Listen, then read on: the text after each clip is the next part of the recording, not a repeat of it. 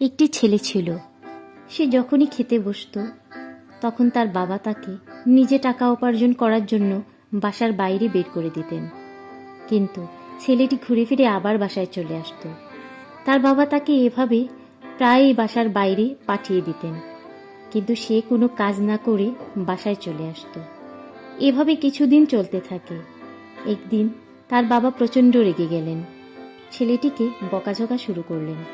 তখন তার মায়ের হার্ট অ্যাটাক হয়ে গেল এবং মা মারা গেলেন। তার মা মারা যাওয়ার পর তার ছেলেকে তিনি খুব সুন্দরভাবে বুঝালেন এবং কাজের জন্য পাঠালেন। ছেলেকে পাঠানোর পর তিনি সারাদিন ছেলের জন্য অপেক্ষা করলেন, কারণ ছেলেটি যতবারই যায় ঘুরে ফিরে আবারই চলে আসে। কিন্তু সেদিন সে আর ফিরল না।